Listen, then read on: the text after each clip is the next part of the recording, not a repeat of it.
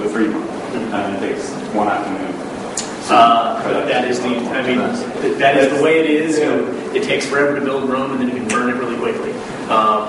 That's why players need to remain vigilant about the campaign. It's not something that's going to surprise you. You've been watching the battlefront move closer and closer to your front door, for a month. You know this is coming. You know that it's time to rally, and if you fail to rally, then your city will be burned to the ground. What are the problems with damage camera with the relics when you keep attacking in the early mornings? I heard relics and mornings.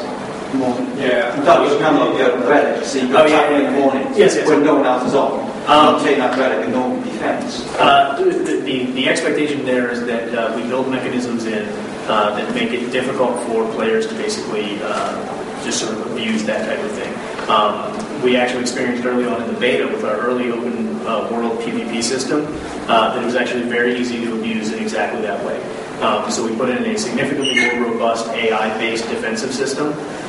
We put in fortifications that are much harder to sort of take control of once the other side has taken control of them. And then also there are notifications that will go out that will let players know if you're familiar with the Camelot Herald and so forth. Even if you're not actually logged in, you can actually set it so that it'll send you notifications that the city is under siege, or this particular piece of territory has come under attack and has been successfully taken over. Excuse me. And again, like I said, because the campaign is such a large and broad-reaching situation, you're going to be aware when your city is coming under significant threat. You'll know. Not only has the battlefront actually moved to that last section of territory, we're actually nowhere near controlling the zone. We need to basically become more vigilant, log more people in, prepare the defenses, and prepare to repel. And again, if you fail to do that, you've failed to defend your city. In terms of the Warhammer lore, things that you couldn't include because of planning, time, and space, like, say, for example, the other colleges of magic, do you further them at all, or do you just leave them out? Other races, things that it's so huge. I mean, one of the big challenges of this project has been picking the cool, iconic parts of the Warhammer IP and then just concentrating and going, no, we're just going to do this, we're going to do this, and we're going to do it well.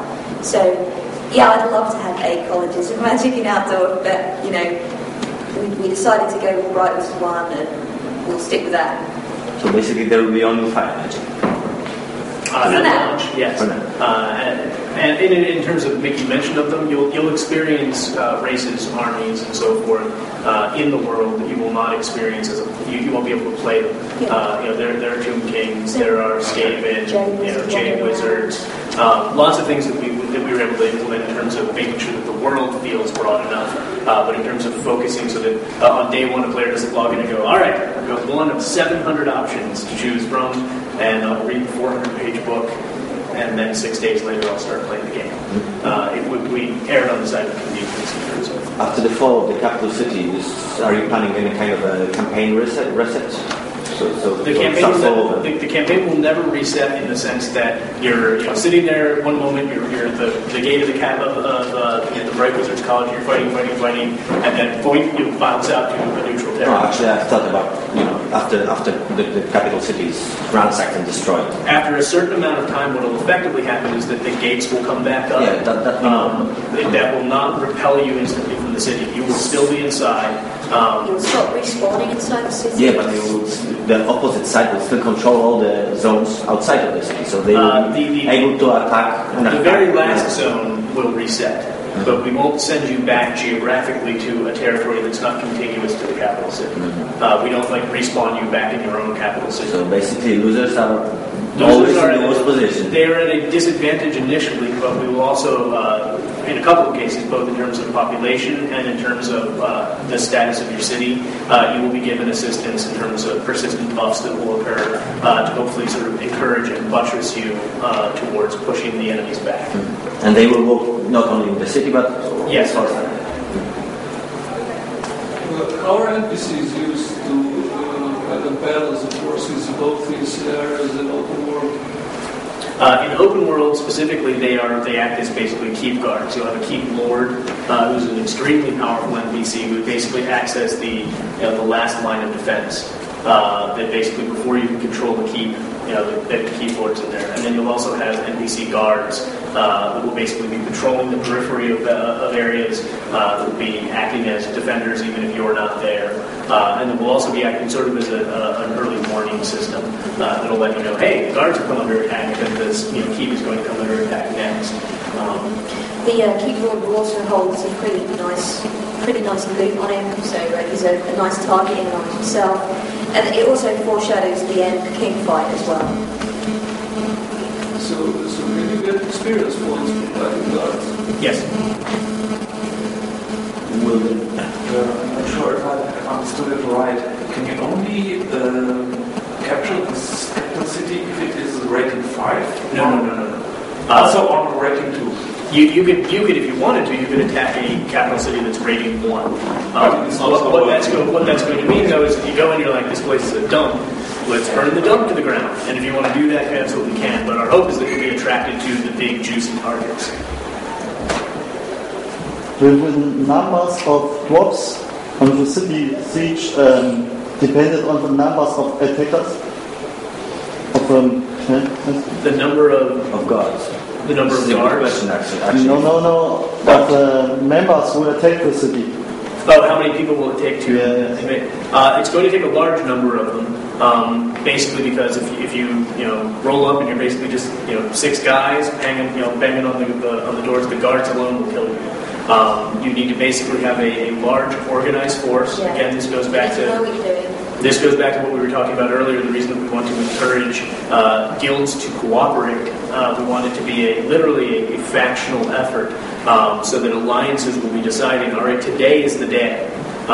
We've rallied our forces, we've all moved into this area, and we're going to move as a huge mass towards the gates, and we've strategically decided, you're going to go after scenario A, B, and C, we're going to go after D, E, and F. Once we're inside, you go after the Bright Wizards, we'll go after the Sigmarite Temple, and then we'll ransack the city and move towards, Karl Franz and so forth. And the number of items you get from the PvE is dependent on the numbers of attackers, or? It's going to depend on what you are doing as an individual player. There are going to be some things that are basically boss encounters.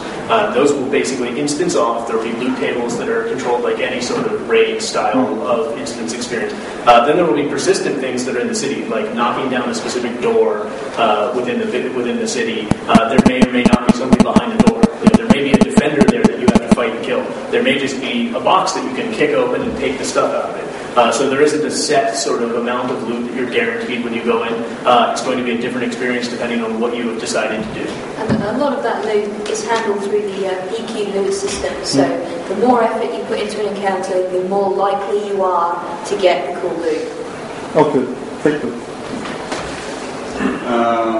Looking at other very PvP-centered MMOs like Online, for example, you see a lot of grudges, you see a lot of sabotage, exploits, anything to destroy the opponents. Have you made any safeguards? The specific example, that's a game that is designed to almost encourage that type of behavior. That's very much one of the intentional things that they do. Our intention is not to create a game that is abusive. We want it to be competitive, but in the same way that you want a sport to be competitive, you still want to discourage cheating. And so we're trying to build things in that guarantee parity, that guarantee fairness, that they guarantee that at no point are you logging in, throwing your hands up in the air, going, this is hopeless, this is stupid, those guys always win, We're trying to build structures into the game that guarantee a level of fairness. We're very conscious of rich gets richer design. The principle where I win, and because I've won, then I keep winning. We're very conscious of that, and that's part of the reason we're taking the time to balance stuff so intensely. Let's say, for example, I'm a member of a Newskin guild. We've been fighting for weeks against another big Empire guild. They've been driving us absolutely crazy. Have you made us look at, for example, PvP service in the World of Warcraft, like killing shoot once? Could I intentionally create an Empire character, infiltrate that guild, raid the guild line? Or is this something that... There will be mechanisms in place. If the guild decides that they want to set it up so that guild, shared equipment is available to everyone, then yes. But I don't think it